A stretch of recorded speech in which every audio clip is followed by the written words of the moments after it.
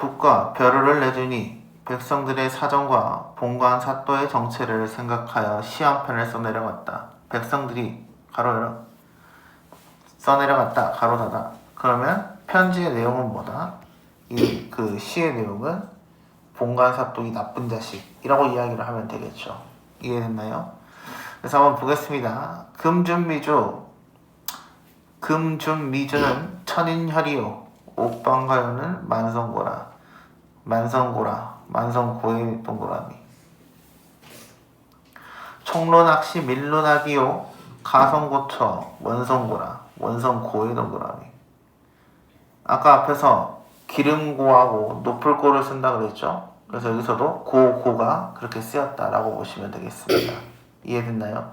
그래서 시집기 놀이 할 때는 앞부분에 높을 고하고 기름고로 시를 써봅시다 라고 했기 때문에 이몽룡도 이거에 맞춰서 시를 썼다라고 본다는 거죠. 이해됐나요? 근데 A 부분 보세요. 지금 A 부분이 위하고 아래하고 문장 구조가 같아달라. 문장 구조. 문장의 구조가 비슷하지? 네. 여기다 쓰세요. 통사 구조의 반복.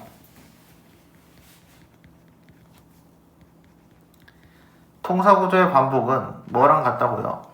문장 구조의 반복이랑 같다고요.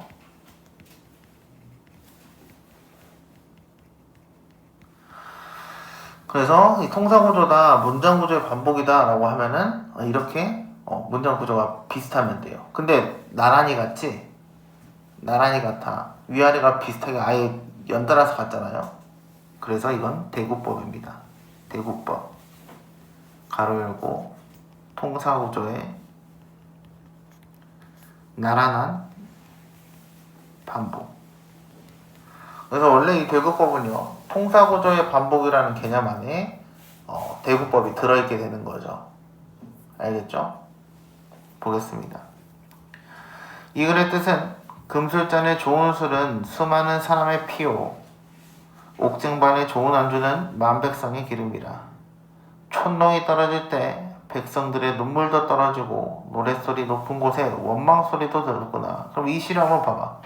금술잔의 좋은 술, 니네가 마시는 술은 수많은 사람들, 백성들의 피와 같고 옥쟁반, 니네가 먹고 있는 안주는 만백성들이 땀 흘려 만들어낸 것들이다 라고 이야기를 하고 있습니다. 촌농이 떨어질 때 촌농과 함께 백성들의 눈물도 떨어지는 것이고요. 노랫소리 높은 곳, 니네가 신나면 신날수록 즐거우면 즐거울수록 백성들의 원망의 소리는 점점 더 높아진다 라고 이야기를 하는 거죠. 이해됐나요? 이렇게 시를 지어보니 술에 취한 변사또는 무슨 뜻인지도 모르지만 그를 받아본 운봉은 속으로 앞불사 일났다. 가슴이 철렁 내려앉았다. 그래서 운봉은 뭘 깨달았어요? 여기서 눈치를 챘어요. 눈치챔. 우리 조졌구나. 이런 눈치를 챈 거죠. 이때 어사또가 하직하고 한 연후에 운봉이 공형을 불러 분부한다. 야야 일났다. 공방을 불러 자리단속, 병방을 불러 역마단속, 관청색을 불러 다과상단속, 자리단속 자르고, 역마단속 자르고, 다과상단속 자르고, 옥사정 불러 죄인단속 자르고, 집사 불러 형벌 기구단속 자르고, 형방 불러 서류단속 자르고, 사령 불러 숙직단속 자르고, 뭐 하고 있어요? 단속하는 걸 열거하고 있습니다. 이해됐나요? 네. 한참 이렇게 요란할 때 눈치 없는 봉건사또 누구? 변학도 운봉을 향해 말을 던진다. 여보 운봉 어디 그리 바삐 다니시오? 소피 보고 들어오. 소피의 체크. 소피는 소변입니다. 그때 술이 거나하게 취한 변사또가 술주정을 하느라고 느닷없이 명령했다. 춘향이를 빨리 불러 올려라. 이때 어사또가 서리에게 눈길을 주어 신호를 하니 서리 중방이 역졸 불러 단속할 때 이리 가며 수근수근 저리 가며 수근수근 신호를 정한다. 그래서 너네 암행어사가 출두하는 장면 본 적 있나요? 아마 뭐 어사 박문수 이런 거 만화책 보면 나올 텐데 원래 암행어사는요 혼자 움직이질 않습니다. 혼자 움직이질 않고 그 수많은 포졸 같은 친구들을 데리고 다녀요. 근데 얘네가 포졸을 복장을 하고 있으면 암행어사가 걸려. 그러니까 다 같이 그 이상한 모자 쓰고 다녀요. 다 같이 이상한. 평민들의 모자를 쓰고 다닙니다. 그래서 지금은 이제 걔네들이랑 함께 쳐들어가는 장면입니다. 서리 옥소를 거동하고자 한 가닥 올로 지은 망건에 두터운 비단 갓삭에 새 패랭이 눌러쓰고 석자 길이의 발감개에 새의 집신 신고 속바지 산뜻이 입고 여성모 방망이의 밑줄. 그래서 이거는 육모 방망이라고 하는데요. 이 나중에 중학교 고등학교에서는 단어가 이렇게 쉽게 안 나오죠. 그래서 육모 방망이 하면은 6가지의 모서리로 된 방망이다 라고 보시면 되겠습니다. 사슴가족끈을 매달아 손목에 걸어주고 여기서 본 뜻 저기서 본 뜻 나무늘이 웅성거렸다. 이때 청파의 역졸들이 달같은 마패를 햇빛같이 번쩍 들고 우렁차게 소리를 질렀다. 아맹어사 출두야. 역졸들이 일시에 외치는 소리에 강산이 무너지고 천지가 뒤집히는 듯 지규법이죠. 심지어 과장법도 있습니다. 과장법이라고 써봐. 이건 과장법이라고 하는 이유는 아무리 소리가 크다고 해서 강산이 무너지냐? 안 무너지지. 천지가 뒤집힐 수가 있어? 없지. 그렇기 때문에 과장법이다 라는 표현을 쓰기도 합니다. 이해됐나요? 과정이에요, 정의. 과장이죠. 과장된 표현. 산천 초목인들 금수인들 아니 떨겠는가? 이것도 밑줄. 물어봤지. 궁금해?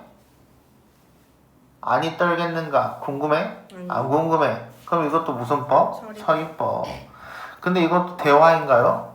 대화가 아니죠.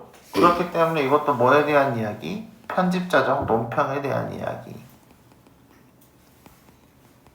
이해되고 있나요? 봉관사또 똥 싸고 멍석구멍에 생쥐 눈 뜨듯하면서 관아 깊숙한 안채로 들어가며 급히 내뱉는 말이 가로 열어. 추워라 문 들어온다. 바람 닫아라. 물 마르다 목 들여라. 언어 유희죠. 언어 유희, 해학, 풍자 이런 단어들이 나와야 합니다. 그 이유는요. 바람 들어온다 문 닫아라가 원래 맞는 말이죠. 그쵸? 그리고 목마르다 물 들여라 이런 말이 맞는 말입니다. 근데 지금 순서가 다 바뀌었죠. 네. 그래서 워낙에 정신없어 하는 부분을 풍자와 해학적으로 표현을 했다라고 보시면 되겠습니다. 이해됐나요? 네. 관청색은 상을 잃고 문짝을 이고 내다르니 서리 역술 달려들어 후다닥닥 친다. 애고나 죽네. 이때 암행어사 분부하되 이 고을은 대감께서 계시던 곳 대감의 밑줄. 여기서의 대감은 누구? 몽룡이의 아빠. 왜 몽룡이의 아빠인지 이해돼? 이해 안 되나? 이해돼 안 돼? 안 돼? 민호도 이해 안 돼? 우리는 그러면 앞장 122쪽을 보세요. 앞부분 줄거리에 보세요. 남원 부사의 아들 이몽룡이었죠. 그러면 원래 부사는 몽룡이 아빠였지. 그리고 나서 한양으로 떠난 뒤에 새로 부임한 남원 부사가 변학도였지. 이해했어? 그러면 몽룡이 아빠가 여기서 말했던 대감이었던 거죠. 이해되나요? 그러니까 이 고전소설을 읽을 때는 항상 앞부분, 중략부분 줄거리가 생각보다 엄청 중요합니다. 왜냐면 거기서 인간관계들이 다 표현되기 때문이에요. 소란을 금하고 객사로 옮겨라. 관할을 한 차례 정리하고 동원에 올라앉은 후에 동원의 밑줄. 이 동원이라는 것은요. 앞으로 자주 나올 텐데요. 사또가 업무를 보는 곳 이렇게 보시면 되겠습니다. 업무를 보는 곳. 본관은 봉고파직하라. 본관은 봉고파직이요 라고 해서 잘렸습니다. 보겠습니다. A에 대한 설명 볼까요? 극적 긴장감을 고조시키는 역할을 한다. 맞죠? 백성을 처치하는 평관오리에 대한 비판적 의식이다. 니네가 술 먹고 놀면 놀수록 백성들은 슬퍼한다. 그러니까 2번은 맞는 말입니다.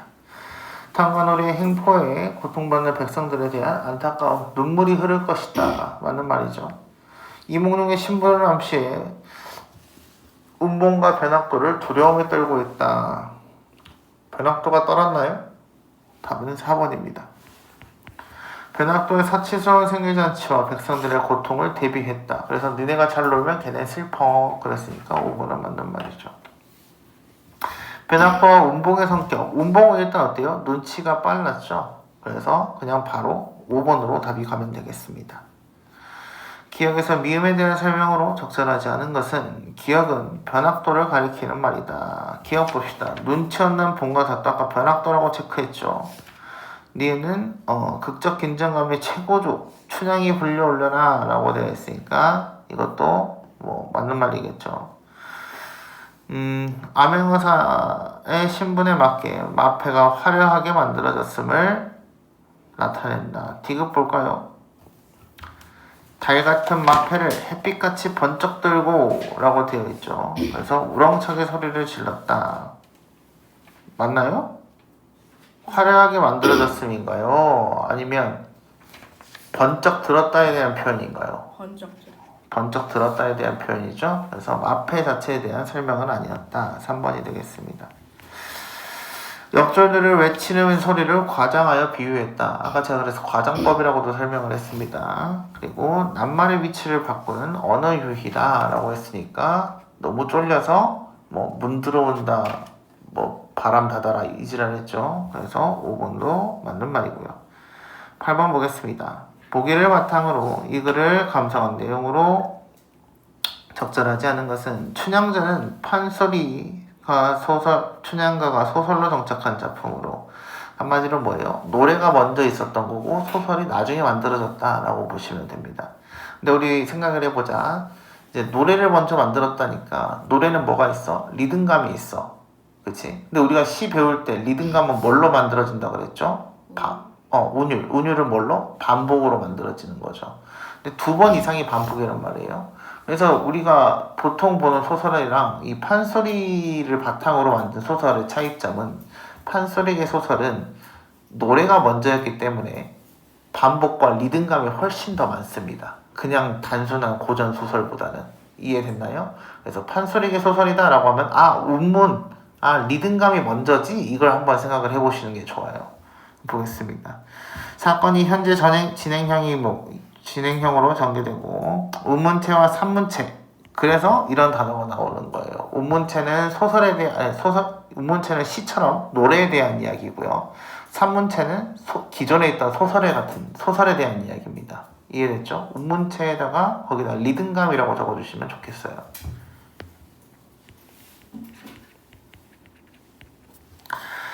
산문체는 소설에 대한 이야기. 혼합된 모습을 보이며 재미와 생동감을 위해 흥미로운 대목의 내용이 확장되어 표현되는 등 판소리의 특징을 가지고 있다. 또한 비속어, 밑줄, 욕설, 밑줄, 평민 언어와 고상한 한자어 밑줄. 그래서 양반의 언어가 함께 사용되고 있다. 그래서 평민과 양반의 언어가 둘 다 섞여 있다라고 보시면 돼요. 1번 보겠습니다. 운봉이 공형을 불러 분봉하는 부분에서 운문체가 나타난다. 운봉이 공형을 불렀다라고 되어 있거든요. 어디 부분이에요? 아까 나열과 열거에 대한 이야기죠. 그쵸? 그래서 그 부분 한번 보세요. 공무원 불러 자리 단속, 역마 단속, 무슨 단속, 단속 했으니까 리듬감에 대한 이야기죠. 네, 그래서 1번은 맞는 말입니다. 서리적 표현이 자주 사용되는 것에서 판소리의 특징을 엿볼 수 있다라고 되어 있습니다. 여기서 이제 서리적 표현이 자주 되는 것에서 판소리의 특징을 엿볼 수 있는 건 아니죠. 우리가 서리적 표현 아까 뭐라 그랬죠? 여기서 보통 서술자의 개입, 편집자도 논평이라고 했죠. 근데 이제 판소리의 특징이다라고 하면 여기 위에서 말했던 것처럼 운문체에 대한 이야기여야 돼. 리듬감, 반복에 대한 이야기죠. 그래서 답은 2번이 되겠습니다. 3번 볼까요? 사건이 현재형으로 진행되는 것은 판소리에 영향을 받았기 때문이다 라고 되어 있습니다. 이건 방금 보기에 있었던 내용이에요. 그래서 맞는 말이고요. 서리와 역절이 출도 준비하는 대목을 확장하여 표현에 생동감을 높이고 있다. 확장했단 말은 뭐예요? 그만큼 나열, 열거가 쓰였다 이런 이야기. 본관사 또가 똥을 싸고 같은 평민의 언어와 한시의 한자와 같은 양반 언어, 아까 몽룡이가 지었던 한자 시 있죠? 그 부분에 대한 이야기고, 똥을 쌌다는 평민 언어에 대한 이야기. 그래서 5번도 맞는 말이 되겠습니다.